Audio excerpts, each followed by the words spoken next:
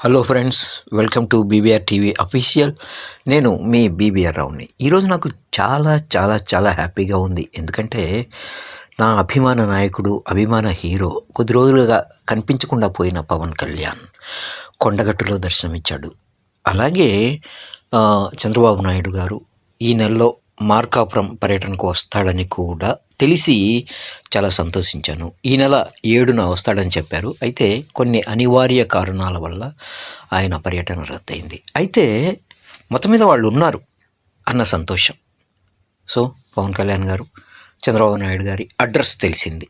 గత కొద్ది రోజులుగా కనిపించకుండా పోయారు అని విపక్షాలు, పత్రికలు ఇవన్నీ ఘోషిస్తూ ఉంటే చాలా బాధ అనిపించింది నాకు. కానీ ఓకే, డన్. ఇది ఇలా పక్కన పెడితే ఇక నాకు ఇష్టమైన మంత్రి నారా లోకేష్ గారు, ఆయన ఎక్కడ ఉన్నారు, ఏమిటి, ఆయన గురించిన వివరాలు తెలియట్లేదు. సో అది కూడా తెలిస్తే బాగుండు. అయితే ఇవన్నీ ఎందుకు మాట్లాడుతున్నామంటే రాష్ట్ర అభివృద్ధి కోసం, రాష్ట్ర ప్రయోజనాల కోసం వాళ్ళు ఎక్కడైనా టూర్కి వెళ్ళినప్పుడు ఇక్కడ చెప్పి వెళ్ళచ్చు. సో మేము పలానా చోటికి వెళ్తున్నాము, పలానా వాళ్ళతో కలుస్తున్నాము అని. సో అది లేదు. అందుకని కాస్త కంగారు అనిపించింది. ఏమిటి ఇంత సడన్గా?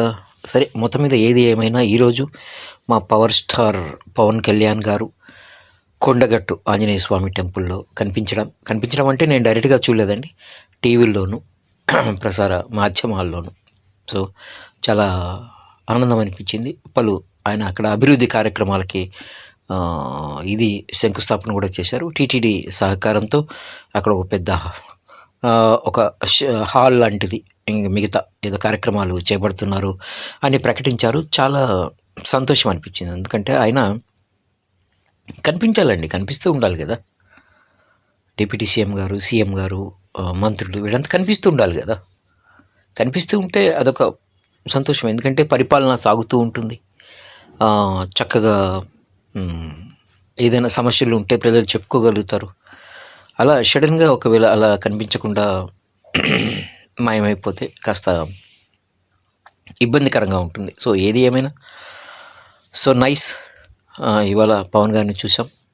రేపు 7వ ఇంకొక తారీఖు చంద్రబాబు నాయుడు గారిని చూస్తాం. అలాగే ఆ తర్వాత లోకేష్ గారిని కూడా చూస్తాం. చాలా సంతోషం. మిగతా మంత్రులు కూడా అలాగే వాళ్ళు కనిపించకుండా పోయిన వాళ్ళందరినీ కూడా చూస్తాం. So thank you so much మిత్రులారా. ఈ వీడియో మీకు నచ్చినట్లయితే లైక్ చేయండి, షేర్ చేయండి. సో అలాగే అమూల్యమైన మీ అభిప్రాయాలని కామెంట్ రూపంలో తెలియజేయడం మాత్రం మర్చిపోకండి.